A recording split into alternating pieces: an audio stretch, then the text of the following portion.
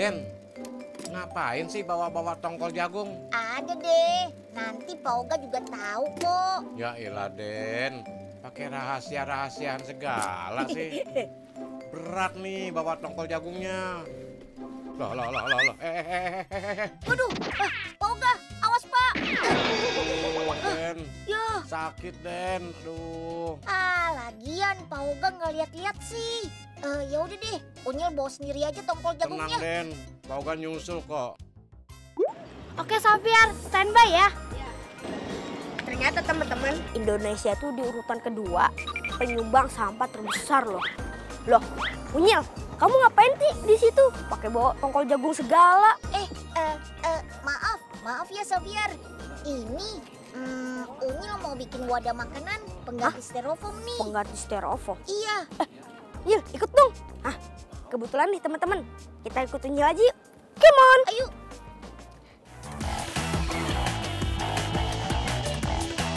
Ini kali ya Tik tempatnya. Selamat siang Bu. Selamat siang. Memang ini benar ya tempat pembuatan pengganti styrofoam? Iya betul Dek. Jadi bahan utamanya itu apa ya Bu? Ya bahan utamanya adalah pati. Kemudian diperkuat menggunakan aneka macam serat. Bisa serat nanas, jerami padi, juga bisa tongkol jagung. Karena ringan dan tahan panas, styrofoam sering dipilih sebagai wadah makanan. Sebetulnya sih, styrofoam termasuk aman dijadikan wadah makanan dibandingkan kertas. Tapi styrofoam sulit terurai di alam, sehingga bisa menyebabkan kerusakan lingkungan. Makanya, diciptakanlah styrofoam yang lebih ramah lingkungan. Safiar sama Atika mau buktiin nih kalau tepung pati beserta tongkol jagung bisa dijadikan styrofoam yang dikenal dengan nama biofoam. Nah, tongkol jagungnya digiling dulu ya. Tongkol jagung kering maupun yang basah bisa digunakan untuk membuat styrofoam. Nah teman-teman, kalau pakai biji tongkol yang kasar ini hasilnya akan lebih berserat. Bisa juga yang pakai yang bubuk, jadi hasilnya itu lebih halus dan bagus, kayak aku.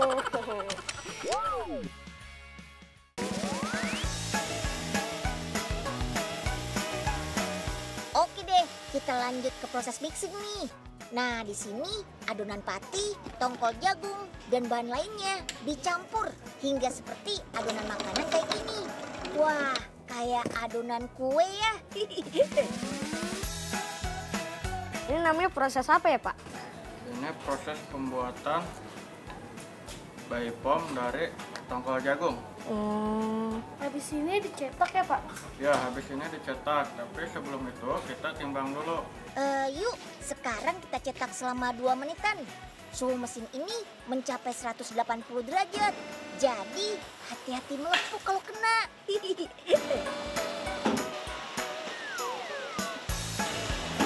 Nah, sama seperti styrofoam, biofoam bisa dicetak jadi piring, mangkok, dan wadah makanan lainnya. Keren banget kan? Mana Den? Katanya tongkol jagungnya mau dibuat makanan. Iya ya Pak, kok sepi amat? Wah, ternyata sudah diolah tuh Pak. Ya, Pak Oga telat sih. Gimana sih? Udah capek-capek Pak Oga bawain. Kita sekarang coba ya, buktikan apakah benar Oke deh, biofoam ini sekarang tidak saatnya hancur kita uji atau coba nih. terurai oleh Kita alam. buktikan sama-sama kalau biofoam ini benar-benar ramah lingkungan. Bedanya sekarang. Teman-teman, kalau biofoam ini kalau kena air gampang hancur. Sedangkan kalau styrofoam nggak bakalan hancur dia kalau kena air. Tuh lihat deh, bolong. Wah, Wah, ternyata bener iya ya, Bu. keren banget. Cepet netes. Dan ternyata terbuktikan kalau si biofoam ini bisa dengan mudahnya terurai. Di alam bebas, biofoam Yang akan ini masih terurai bening, selama ini kurang udah lebih 15 hari. Kotor airnya. Nah, gimana? Tertarik kan untuk mengganti wadah makanan ke yang lebih ramah lingkungan? Silakan mencoba.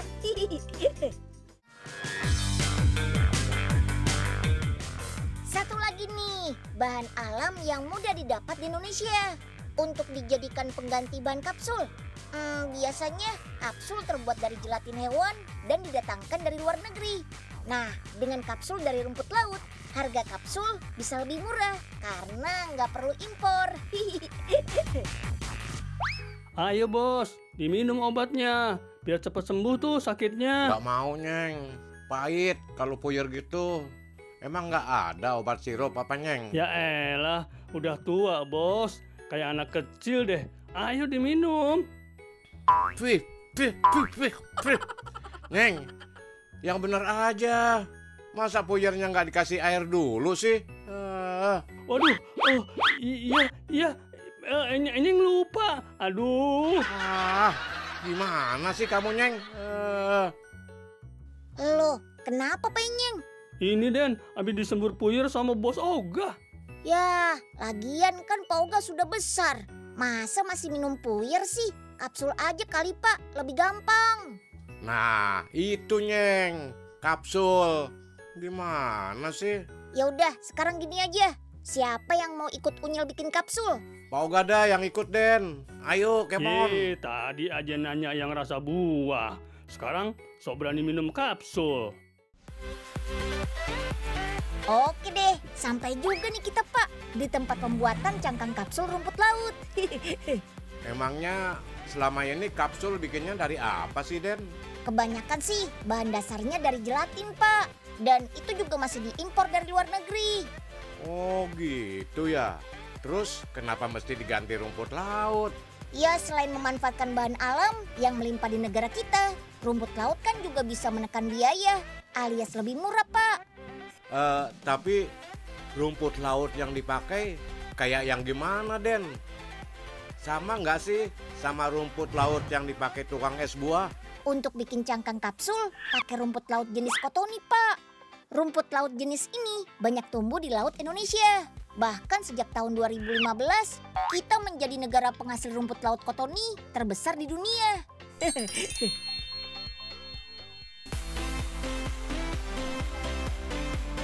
Nah, sekarang Pak Oga penasaran caranya, Den.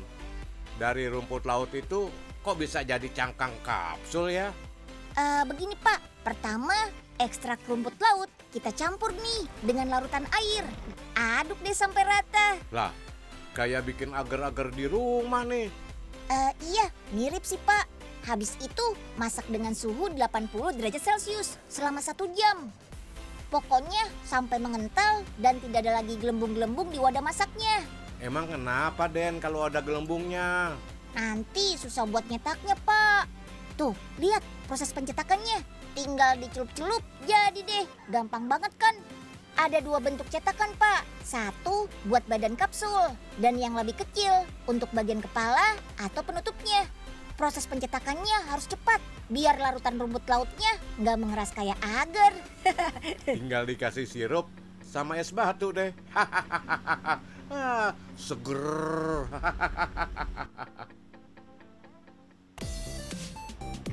Sekarang kita keringin yuk, Pak. Pasti dijemur deh. Lagi musim hujan, Den. Kapan keringnya? Tenang aja, Pak Oga. Biar hujan deras, nggak akan ngaruh. Karena mengeringkannya kan pakai mesin pengering. Suhunya terjaga di sekitar 30 derajat Celcius dan kelembapannya sekitar 70%. Gimana tuh kalau angkanya lebih atau kurang? Ya jangan dong, Pak. Kalau kapsul nggak kering atau malah terlalu kering, jadi gampang rusak dan pecah, Pak. Asik. Kalau gitu, nanti Pak Oga bakal berani minum obat kapsul. Kan udah lihat bikinnya begini. Jadi aman. Ini baru tahap pengembangan. Tapi tenang aja, cangkang kapsul ini akan segera diproduksi dalam jumlah besar dan akan mulai dipasarkan kok, Pak. Kalau di Indonesia kayak gini, apa iya laku, Den? Banyak kok peminatnya, terutama untuk produsen obat herbal yang mau kapsulnya terbuat dari bahan nabati. Kalau udah jadi kan tinggal diisi puyernya Pak Oga. Sebentar Pak, kita harus tes dulu nih pakai alat ini. Namanya mesin disintegrasi Pak. Fungsinya untuk menguji berapa lama obat bisa larut kalau sudah dicerna. Makanya gerakan mesinnya meniru cara kerja perut kita. Kalau gitu obat Pak Oga sekalian dilarutin di sini aja, Deden. Hitung-hitung dikunyahin. Jadi Pak Oga nggak ngerasa pahit gitu. Yang sakit kan Pak Oga. Masa mesin ini yang disuruh minum obatnya? Pak Oga ada-ada aja deh.